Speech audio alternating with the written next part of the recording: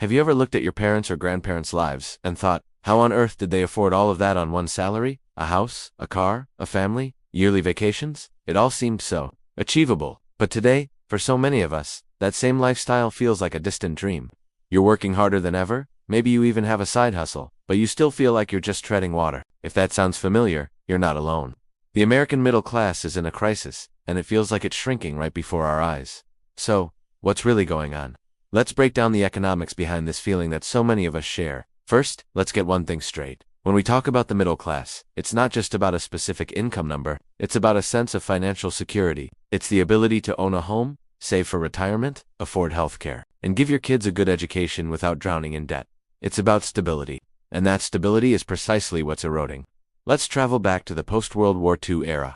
From the 1950s to the 1970s, this was the golden age for the American middle class. The economy was booming, manufacturing jobs were plentiful, and unions were strong, ensuring that workers got a fair share of the profits. A single earner, often with just a high school diploma, could support a family. This wasn't a fantasy, it was the reality for millions. But starting in the late 1970s and early 80s, the game started to change. The first major culprit is wage stagnation. Here's a staggering fact. For the bottom 90% of American earners, wages have barely budged since the 1980s when you account for inflation. Think about that. While the cost of everything has gone up, most people's buying power has remained flat. Productivity, on the other hand, has skyrocketed. We're all working more efficiently, creating more value for our companies. But the financial rewards aren't trickling down. Instead, a huge portion of that new wealth has been funneled to the top 1%. So while the economic pie has gotten bigger, the slice for the average worker has gotten smaller. At the same time that wages were stagnating, the cost of the big-ticket items, the cornerstones of a middle-class life, began to soar. Let's start with housing. In 1960, the median home price was about 2 times the median annual income. Today, that ratio has ballooned to over 7 times. That means you need to earn significantly more, or save for much, much longer, just to get your foot in the door of the housing market. And this isn't just a big city problem anymore. It's happening in suburbs and even rural areas across the country. For many millennials and Gen Z, the dream of homeownership feels permanently out of reach. Next up, education. A college degree used to be a reliable ticket to the middle class. Now, it's more like an incredibly expensive lottery ticket. The cost of college tuition has outpaced inflation by a staggering amount. Since 1980, the average cost of tuition and fees at a public 4-year university has increased by over 1,000%. This has created a student debt crisis of epic proportions. Over 43 million Americans are now saddled with student loans, totaling more than $1.7 trillion. Young people are starting their careers already deep in a financial hole, making it nearly impossible to save for a down payment, invest for retirement, or even start a family. And we can't forget healthcare. The United States has the most expensive healthcare system in the developed world. A single unexpected medical emergency can bankrupt a family, even one with insurance.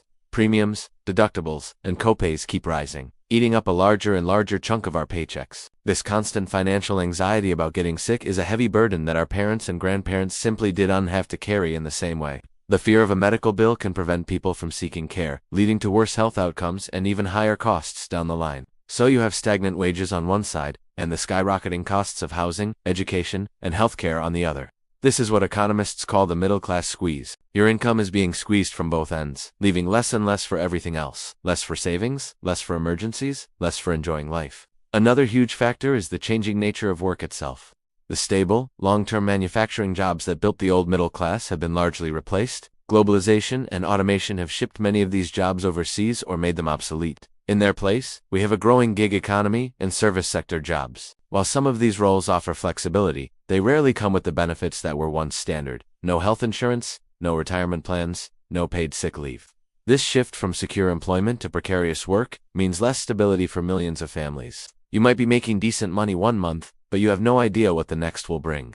This economic pressure also has a profound social and psychological impact. It creates a sense of constant stress and anxiety. It can delay major life milestones like getting married or having children because people simply feel they can't afford it. It fosters a sense of unfairness, a feeling that the system is rigged. You play by the rules, you work hard, but the goalposts just keep moving further away.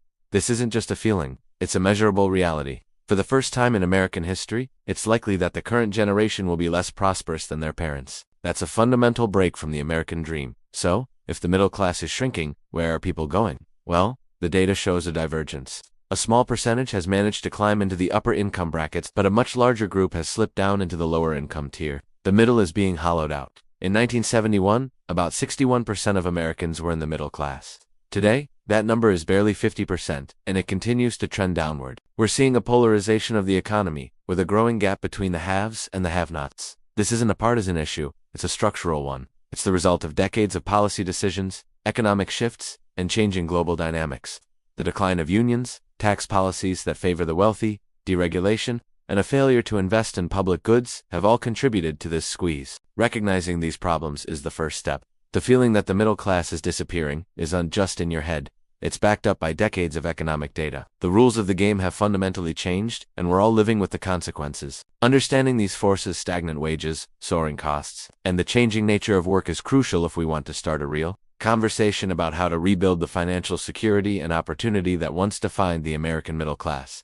It's a complex problem with no easy answers, but it's one we absolutely have to face. What are your thoughts on this? Have you felt this squeeze in your own life? Let me know in the comments below. I read every single one. Thanks so much for watching, and if you found this video insightful, make sure to hit that subscribe button for more deep dives into the economic issues that shape our world. See you in the next one.